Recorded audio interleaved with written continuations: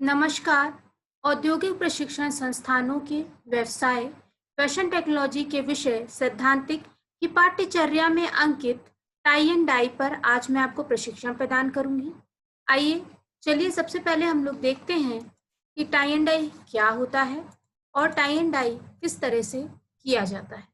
आपने अधिकतर देखा होगा जितनी भी लेडीज हैं वो अपने कपड़ों में टाई एंड डाई के दुपट्टे ही पहनती हैं ज़्यादातर। देखिए हम लोग देखते हैं कि टाई एंड डाई क्या होता है। देखिए टाई एंड डाई कपड़ों व वस्त्रों को रंगने की एक अनोखी विधि होती है जिसमें कपड़ों व वस्त्रों को अलग अलग तरह से तय करके उसे मोड़कर उसमें चुन्नट डालकर और सिकोड़ कर आदि रबर बैंड की सहायता से बांधा जाता है। तो रंगों की डाई में भिगोकर उसमें रंगाई की जाती है। इससे क्या समझ में आ रहा है? इसमें समझ में हमें ये आ रहा है कि टाई एंड डाई क्या है। एक आप टाई एंड डाई करने के लिए एक साधारण सा कपड़ा है जिसे आप कह सकते हैं कि वो सफेद कलर का कपड़ा होता है या फिर लाइट कलर का जो जिसपे आपको डार्क कलर चढ़ा सके।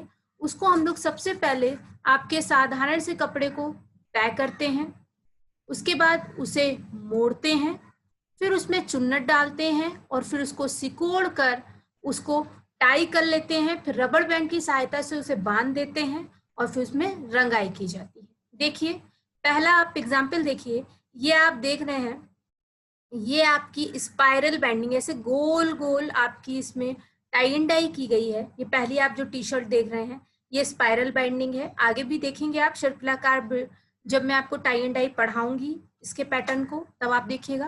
दूसरा पैटर्न देखिए, ये भी आपका टाई एंड डाई का ही है।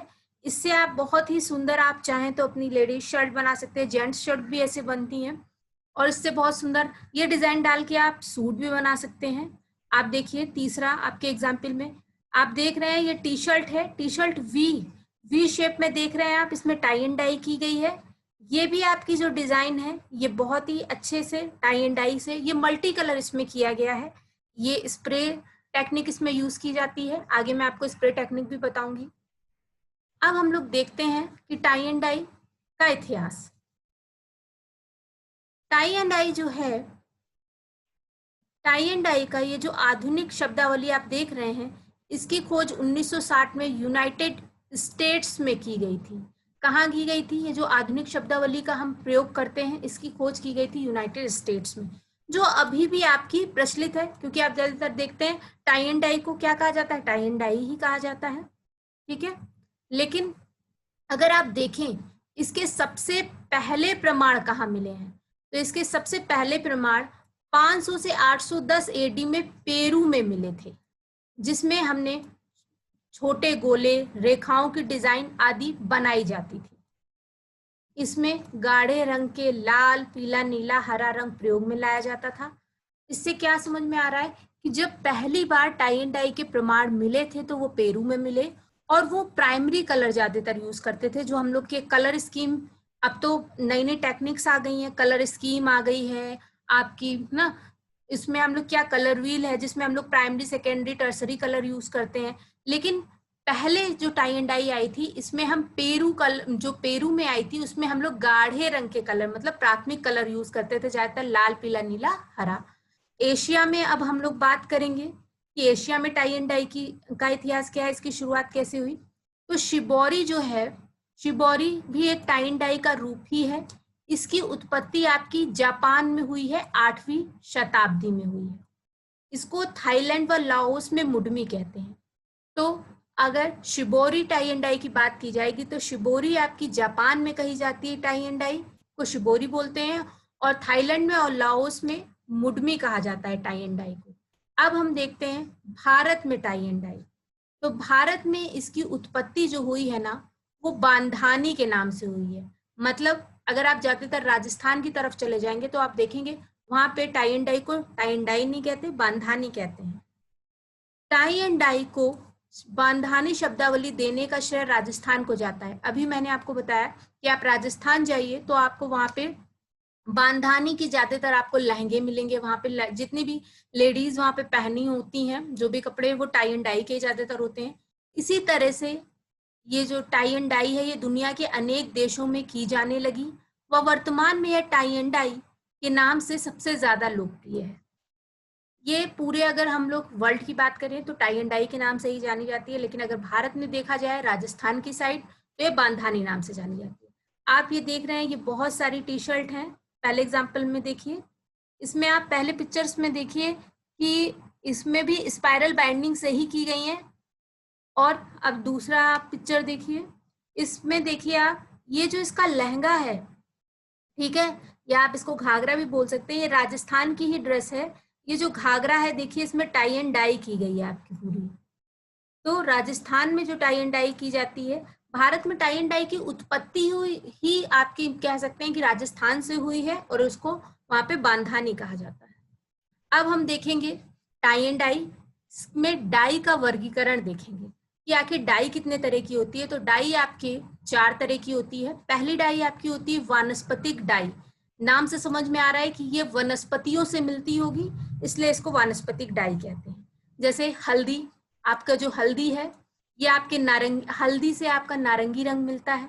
जब आप कच्ची हल्दी प्रयोग करते हैं तो आपने देखा होगा अधिकतर उससे हाथ में आपका नारंगी कलर लग जाता है, या कपड़ों में भी अगर हल्दी के दाग लग जाते हैं नारंगी कलर लगता है। चुकंदर है, आपके लाल कलर इससे मिलता है, हल्का पिंकिश कलर होता है। आप चुकंदर खाते भी हैं तो आपकी जीभ में भी लाल कलर हो जाता होगा, तो इससे भी डाई बनाई जाती है।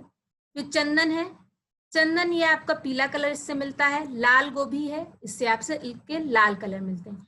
तो इन सब आपकी वनस्पतियों से भी डाई बनाई जाती है। आप देखिए पिक्चर में ये लाल गोभी है, चुकंदर, लाल गोभी देखिए, चुकंदर, और ये आपके गाजर, इससे क्या है, इन सब से ऑरेंज कलर बनाया जाएगा। मतलब ये गाजर से ऑरेंज कलर, चुकंदर से आपका लाल कलर या पिंकिश कलर भी बोल सकते हैं, लाल गोभी है ये आपकी लाल कलर। और आप ये पीछे देख रहे हैं अंगूर हो गए, जामुन हो गए, इन सबको भी अगर आप खाते हैं तो भी आप देखते होंगे ये हल्के हल्के रंग छोड़ते हैं, इनसे भी आपकी वानस्पतिक डाई बनाई जाती है। देखिए इसको डाई की गई तो ये देखिए ये आपका फैब्रिक है, ये आपका हल्के पिंकिश लुक में आ गया है। अगली हम लोग डाई देखते हैं, डाई के क्लासिफिकेशन में अब है पशुओं द्वारा निर्मित डाई। मतलब क्या है कि जो डाई हमें पशुओं से मिलती है या कीड़े मकोड़ों से मिलती है उसे हम कहते हैं पशुओं द्वारा निर्मित डाई। जैसे कोकिनील, टायरीन पर्पल, लॉक डाई, ये सब आपके कीड़े हैं। देखिए पिक्चर में देखिए, कोकिनील से आपका हल्का, ये कोकिनील है, इससे हल्का आपका बैगनी कलर मिलता है आपको, ठीक है, या ये कह सकते हैं कि पिंक कलर, गुलाबी कलर मिलता है कोकिनील से। टायरीन पर्पल है, ये इससे क्या मिलता है, इस कीड़े से आपको पर्पल कलर मिल रहा है। लाख डाई, इससे आपको हल्का पिंक कलर, इससे भी पिंक ही कलर मिलता है, ठीक है। अब हम देखेंगे तीसरा आपकी डाई का तीसरा वर्गीकरण देखेंगे तो खनिज डाई है। खनिज डाई का मतलब क्या है, जो खनिजों से हमें डाई मिलती है। आप जगह जगह घूमते होंगे तो आप देखते होंगे कहीं की चट्टानें लाल हैं, कहीं की काली हैं, कहीं पीली आपको दिखती हैं। वो सारी चट्टानों का कलर जो भी होता है वो उसमें जो चट्टानें उसमें निर्मित जो जो खनिज है उसके कारण उनका कलर ऐसा होता है। जैसे आप आयरन ब्लैक देखेंगे तो इसमें क्या होगा, इससे आपको ब्लैक कलर के आप अपने डाई बनाएंगे। मैग्नीज बिस्टर है आपका, ऐसे ही आयरन बफ है, क्रोम येलो है और पर्शियन ब्लू है। तो चट्टाने जो हैं उसमें जो जो आयरन, जो जो आपके मिनरल्स हैं, खनिज हैं उसके अंदर, उसके अकॉर्डिंग जो जो वो कलर आपको देंगे, वो जिस जिस कलर के होते हैं उसके अकॉर्डिंग उसको तोड़ के डाई बनाई जाती है। आप देखिए ये चट्टाने हैं, चट्टानों के पाउडर को ये देखिए रखा गया है, इससे डाई बनाई गई है। या पिक्चर में देखिए ये चट्टान है, इसको देखिए छोटे छोटे पीसेज हैं इसके, इसको कूटा जा रहा है और इससे आपकी डाई बनाई जा रही है। अब हम चौथा वर्गीकरण देखते हैं, ये है आपकी कृत्रिम डाई। कृत्रिम डाई क्या है, नाम से समझ में आ रहा है कि ये कृत्रिम है, मींस आर्टिफिशियल है। ये आपकी क्या है, प्रकृति मतलब मानव निर्मित है। मेन चीज क्या है, इसको कृत्रिम बनाया गया है, ये मानव निर्मित है। जैसे ये जो डाई होती है, ये डाई केवल एक चीज से नहीं बनती है, बल्कि ये कई कई आपकी डाई होती है, उसको आपस में मिलाकर, या फिर कह सकते हैं कई आपके रेशे होते हैं, उन रेशों से जो कलर मिलता है, उन रेशों के कलर को आपस में मिलाकर ये कृत्रिम डाई बनाई जाती है। जैसे आपकी हो गई reactive die.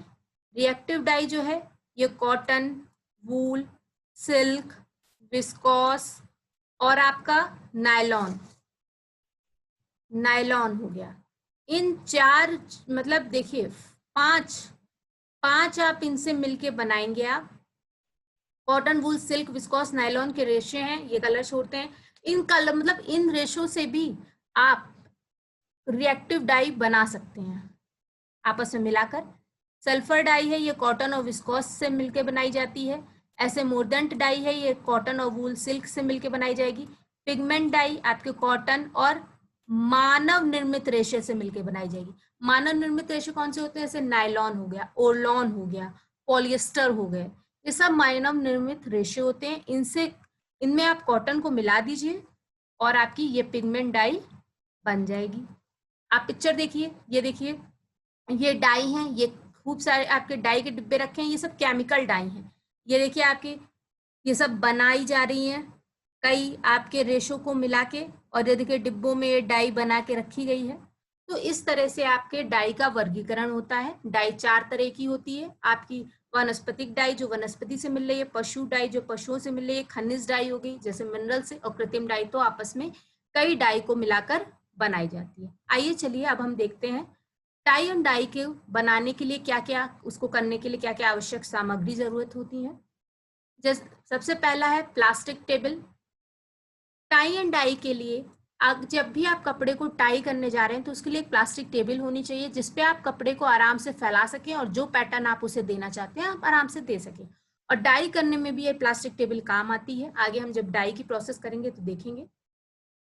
Plastic table cover, plastic table cover भी होना चाहिए। जब आपने प्लास्टिक टेबल यूज की है तो क्या है, जब आप टाई एंड डाई करेंगे तो डाई का जो काम होता है ना, उससे कलर कई जगह लग जाता है। जैसे आप अगर मतलब आप जैसे जमीन पे कर रहे हैं, ठीक है, जमीन ड्राइंग रूम में कर रहे हैं या बेडरूम में कर रहे हैं, तो आपकी बेडशीट पे भी लग सकता है कवर, इसलिए आप प्लास्टिक टेबल पे कर रहे हैं, ठीक है। लेकिन प्लास्टिक टेबल पे भी डाई लग सकता है, इसलिए प्लास्टिक टेबल कवर हमें प्रयोग करना चाहिए, जिससे कि बाद में हम आराम से उस प्लास्टिक टेबल कवर को धो लें और अगर इस पे कोई कलर लग गया है तो वो आराम से छूट जाए। फिर डाई करने के लिए हमें कपड़ा या वस्त्र, जब हम टाई एंड डाई कर रहे हैं तो कोसी कपड़े पे कर रहे हैं तो वो वाला हमें कपड़े की जरूरत होती है डाई करने के लिए। फिर पैटर्न बनाने के लिए प्रयोग की जाने वाली वस्तुएं, अभी मैं आपको आगे बताऊंगी कि क्या क्या कैसे टाई एंड डाई के लिए पैटर्न बनाया जाता है टाई करने के लिए। तो उसमें बहुत सारी वस्तुओं की जरूरत होती है, जैसे पेंसिल की, पेन की, स्केल की, चने की, सरसों के दानों की, तो उसकी। फिर डाइंग कलर, जब आपने टाई एंड डाई कर लिया है तो अब टाई कर लिया है अपने कपड़े को, तो डाई करने के लिए कलर की जरूरत होती है। ग्लव्स, अभी आपने देखा कि आपके कुछ डाई जो होती हैं वो केमिकल्स होती हैं, तो जब हम केमिकल्स डाई के थ्रू जब हम टाई एंड डाई करते हैं तो वो हमारे शरीर में हार्मफुल इफेक्ट डाल सकती हैं। जब हमने डाई किया तो हो सकता है कि हमारे हाथ में डाई लग जाए, तो हमें उससे दाने निकल आए या कुछ और इफेक्ट खराब नेगेटिव हो, इसलिए हम लोग को ग्लव्स पहनना चाहिए। फिर फेस मास्क भी पहनना चाहिए, जिससे कि अगर डाई फेस पे जिससे ना लगे। तो ये सब थी आवश्यक सामग्रियां। अब हम देखेंगे टाई करने के विभिन्न पैटर्न। सबसे पहला पॉइंट है इसका, टाई करने का सबसे पहला पैटर्न है स्ट्राइप्स या धारियां। समझ में आ रहा है इसको पढ़ने से कि धारियां मतलब इसमें कहीं धारियां पड़ी होंगी इसमें तो आप दोनों साइड से धारी डाल सकते हो, चाहे हॉरिजॉन्टल चाहे वर्टिकल। देखिए इसमें क्या किया जाता है, सबसे पहले अपने कपड़े को हम मेज पर बिछाते हैं सबसे पहले, फिर इसे नीचे से ऊपर तक रोल करें। इस कपड़े के चारों तरफ फंदे या टाई करने के लिए सुतली या रबड़ बैंड का प्रयोग करें। आप देखिए पिक्चर फर्स्ट में देखिए, सबसे पहले क्या किया है, हमने इस कपड़े को फैलाया है मेज पे, फिर हमने उसे पूरा नीचे से लेके ऊपर तक रोल करते चले गए। एक पाइप जैसा आप बना लीजिए। जब आप इसे पाइप जैसा बना लेते हैं फिर आप क्या कर सकते हैं, आराम से इसको रबड़ बैंड की सहायता से बांध दीजिए। जब आपको अगर इसमें ज्यादा धारियां देनी है तो आप इसे ज्यादा देर तक मतलब ज्यादा धारियां देनी है तो रबड़ बैंड का ज्यादा यूज करिए। कम धारी देनी है तो आप दूर दूर रबड़ बैंड कम कम यूज करिए। देखिए टाई एंड डाई करने के बाद इसमें कितना अच्छा इफेक्ट आया है। ये पूरी लंबी लंबी धारियां हैं, ये आपका फैब्रिक है। अगर आपको इससे कह सकते हैं अगर वर्टिकल शर्ट बनानी है तो आप ऐसे ही खड़ी खड़ी लाइन का आप शर्ट बना लीजिए। लेकिन आपको अगर हॉरिजॉन्टल लाइन की शर्ट बनानी है या फिर टी शर्ट बनानी है या फिर कुछ भी कुर्ता भी बनाना है आपको, तो आप इसी को कपड़ा आप मोड़ के मतलब कपड़ा दूसरी साइड लेके आप हॉरिजॉन्टल भी आराम से स्ट्राइप्स को यूज कर सकते हैं। अब हम दूसरा पैटर्न देखते हैं, स्पाइरल या सर्पिल बनाएं। ये इसकी अभी आपने इससे पहले एक दो तीन बार एग्जाम्पल देखे हैं, टी शर्ट देखी है इसकी। ये आप डिजाइन देखिए, आपको ये क्या है, ये सर्पिल आकार की आपकी डिजाइन है।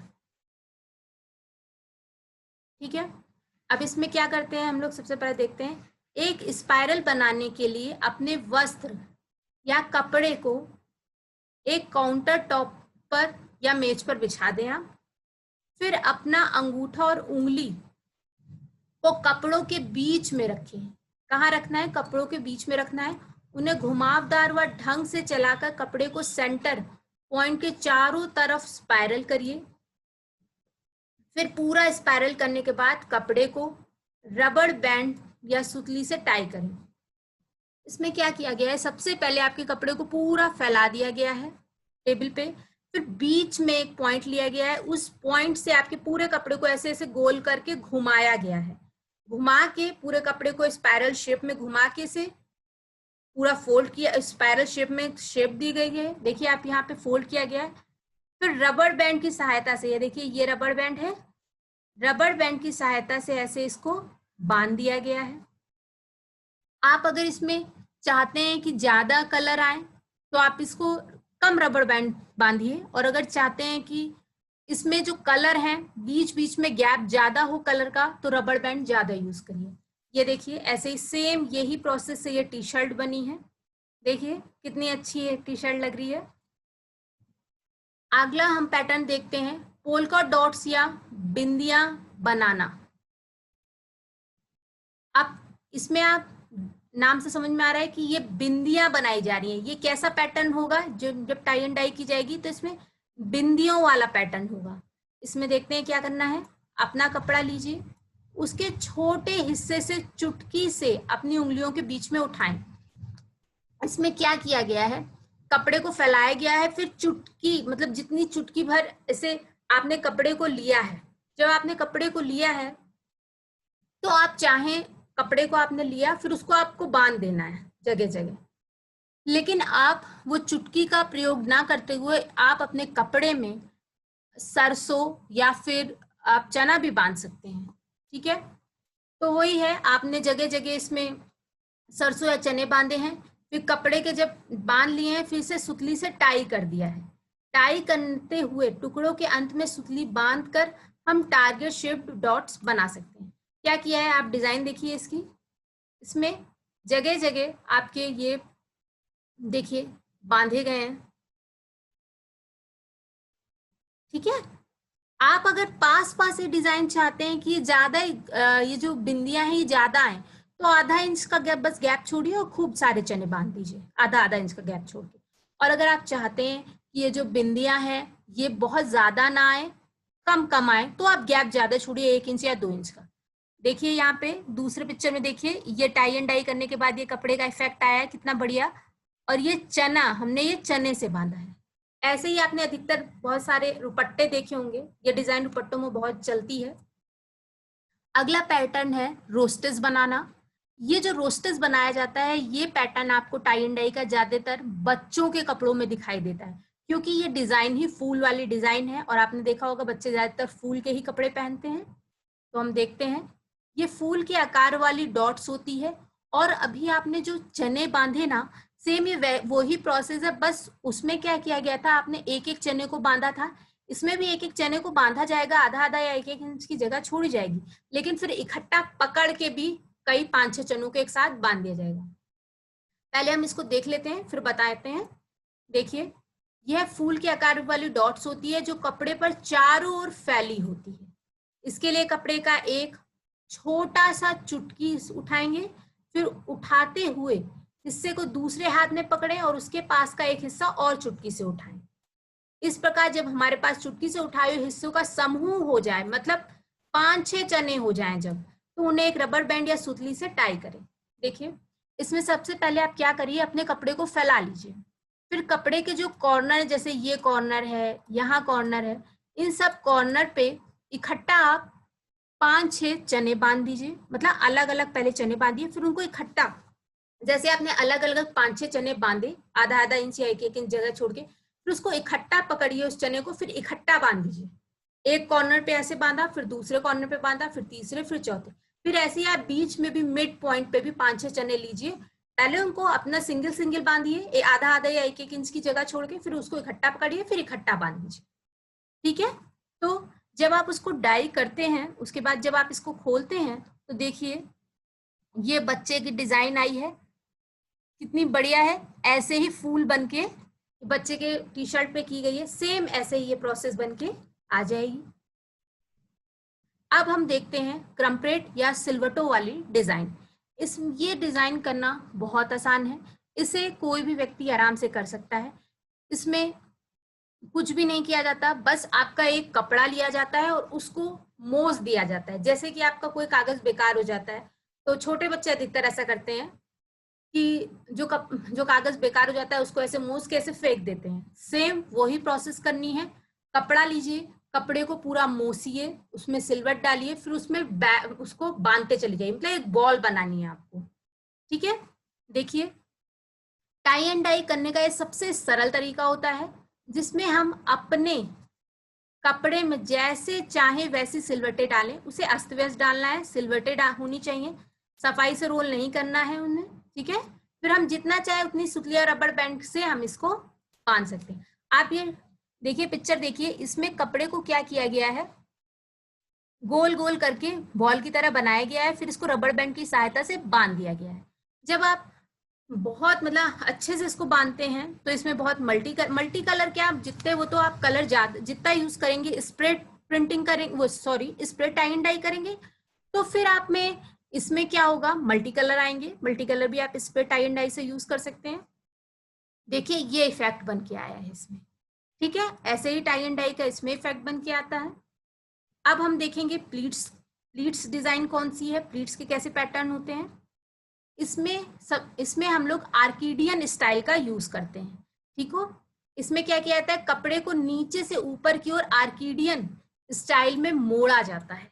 ठीक है, इसमें देखिए क्या करेंगे, हम लोग सबसे पहले कपड़े को फैलाएंगे, फिर उसके नीचे वाले हिस्से को आप 2 इंच पूरा ऐसे मोड़िए, 2 इंच आगे मोड़िए, फिर पकड़े रहिए कपड़े को, फिर 2 इंच पीछे मोड़िए, फिर आगे, फिर मोड़िए, ऐसे ऐसे करके आगे पीछे मोड़ते मोड़ते कपड़े के लास्ट तक आपको चले जाना है।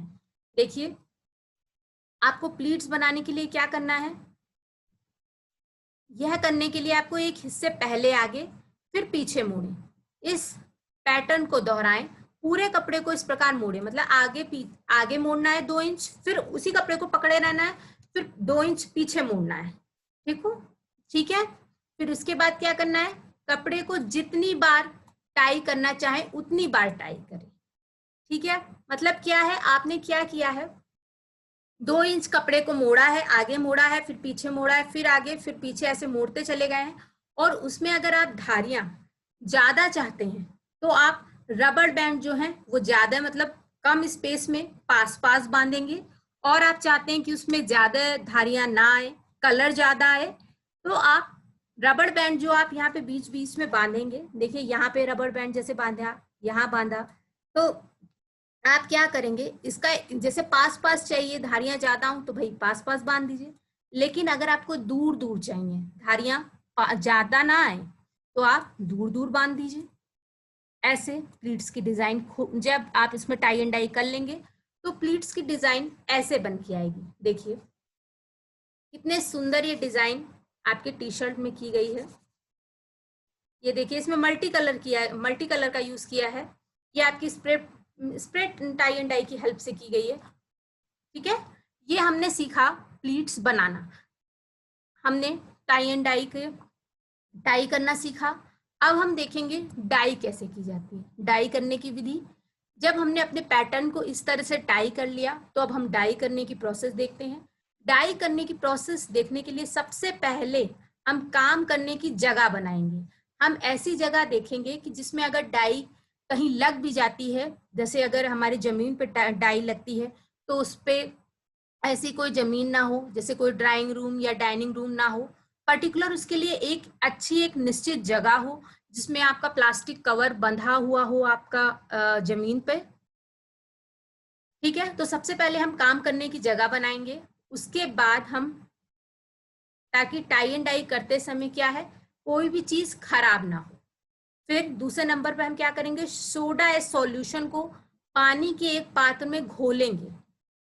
सोडा एस सॉल्यूशन जो होता है ये आपको आराम से जब आप डाई लाते हैं मार्केट से तो उसी में मिल जाता है। ठीक है, सोडा एस सॉल्यूशन को क्या करेंगे, पानी में भिगोएंगे और अपने कपड़े को भी 20 मिनट के लिए इसके अंदर भिगो देंगे। सोडा एस सॉल्यूशन क्या करता है, सोडा एस सॉल्यूशन जो होता है वो आपका कपड़े में एक तरह से आप कह सकते हैं जो माड़ वाड़ होता है ना, जैसे आपका क्या हुआ, जो कॉटन है, कॉटन के कपड़े में ज्यादातर आपकी टाई एंड डाई की जाती है, तो कॉटन के कपड़े में आपकी माड़ लगा होता है। जब हमने टाई एंड डाई कर लिया, फिर हमने कपड़े को धोया, तो सोडा एस सॉल्यूशन की अगर हमने सोडा एस सॉल्यूशन का प्रयोग नहीं किया है तो माड़ के साथ क्या होता है, डाई भी निकल जाती है आपकी। लेकिन हमने माड़, इसीलिए कहा जाता है टाई एंड डाई करने से पहले, उसमें टाई करने से पहले कपड़े को धो लीजिए, जिससे कि कॉटन के कपड़े में जितना भी माड़ हो वो पहले ही निकल जाए। लेकिन फिर भी थोड़ा बहुत माड़ बच गया है, इसके लिए एक प्रिकॉशन के तौर पे सोडा सॉल्यूशन में 20 सोडा सॉल्यूशन के पानी में 20 मिनट के लिए हम कपड़े को भिगोते हैं। फिर इसके बाद हम डाई के पैकेज में जो निर्देश दिए हैं उनके अनुसार पानी लें, उसे गर्म करें। ठीक है, क्या है, आप मार्केट से अगर खरीद के लाए हैं तो डाई जब मार्केट से खरीद के लाए तो उसमें सारे जितने भी इंस्ट्रक्शंस दिए होते हैं आप उस चीज को फॉलो करिए। डाई का रंग और फिक्सर मिलाएं। फिक्सर मिलाना बहुत जरूरी है क्योंकि फिक्सर से 80-90% ये आपको गारंटी मिल जाती है कि जो आपने डाई की है वो धोने के बाद भी, कपड़ा धोने के बाद भी नहीं जाएगी। ठीक है, हम फिक्सर के लिए नमक का भी प्रयोग कर सकते हैं। आप देखिए प्राकृतिक डाई बना रहे हैं घर में, आपने हल्दी से, चुकंदर से या लाल गोभी से, इन सब से आपने अगर डाई बनाई है तो आपको भाई फिक्सर तो मिलेगा नहीं क्योंकि आप मार्केट से तो खरीद के लाए नहीं है, तो आप नमक का भी प्रयोग कर सकते हैं। लेकिन नमक जो है, नमक से आपका डाई जा सकती है, लेकिन ध्यान रखिए अगर हमने प्राकृतिक कलर यूज किए हैं तो वो बहुत पक्के कलर होते हैं हमारे। कच्ची अगर आप हल्दी प्रयोग करते हैं, ना कि पकी हुई, मतलब जो आपकी हल्दी है जो पीस के बनाई गई है उसको आप प्रयोग कर रहे हैं, उससे अच्छा आप कच्ची हल्दी का अगर टाई एंड डाई बनाते हैं तो वो पक्का कलर ज्यादा होता है। ठीक है, तो हमने सबसे पहले क्या किया, सोडा सॉल्यूशन में पानी के एक पात्र में घोल दिया, फिर 20 मिनट तक कपड़े को हमने इसमें भिगोया, फिर डाई में जो भी डाई के लिए हमने पानी गर्म किया, फिर डाई का रंग डाला और उसमें फिक्सर मिला दिया। अब इस गर्म पानी में हम अपना कपड़ा डालेंगे, क्योंकि सोडा सॉल्यूशन में तो 20 मिनट के लिए कपड़ा डाला था फिर निकाल लिया था।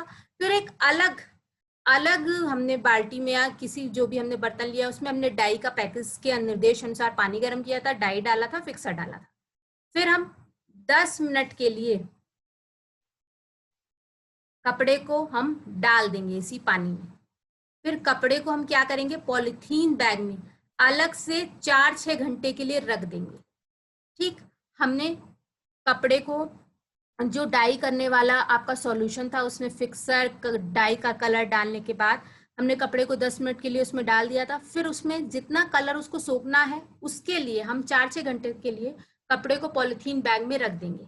फिर हम अपने कपड़े को धोएंगे और इस प्रकार हमारा कपड़ा जो है वो डाई हो जाएगा। ठीक है, आपने फिक्सर अच्छे से प्रयोग किया होगा, ये मटेरियल जो भी हमने बताया है वो अच्छे से यूज किया होगा, तो आपका कपड़ा अच्छे से टाई एंड डाई हो जाएगा। अब हम देखते हैं कि हमने आज के प्रशिक्षण में क्या देखा, क्या सीखा। तो वस्त्रों एवं तैयार कपड़े को अच्छा रूप देने के लिए टाई एंड डाई का एक महत्वपूर्ण स्थान है। इसकी सहायता से हम वस्त्रों को सुंदर व आकर्षक बना सकते हैं। आपने देखा एक साधारण सा कपड़ा था जो कि एक सफेद कलर का है या जिसमें हल्का कलर किया गया है, उसको एक बहुत अच्छा पैटर्न आप टाई एंड डाई की मदद से दे सकते हैं। अगर आप ये सारी जानकारियां रेफरेंस बुक से भी पढ़ना चाहते हैं अपने आप, तो मैंने रेफरेंस के लिए फैशन डिज़ाइन एंड टेक्नोलॉजी की बुक का प्रयोग किया है। इससे मैंने देखी हैं, इंफॉर्मेशंस ली हैं। गायत्री वर्मा है इसका नाम, लेखिका है इसकी गायत्री वर्मा। एनसीवीटी पाठ्यक्रम है और जितनी भी आपकी पिक्चर्स इसमें यूज़ की गई हैं ये आपका गूगल का लिंक है, इसके थ्रू यूज़ की गई हैं। आज मैंने आपको टाई एंड डाई पर प्रशिक्षण प्रदान किया है। मैं आशा करती हूँ कि आपको यह प्रशिक्षण भविष्य में मददगार साबित होगा। धन्यवाद।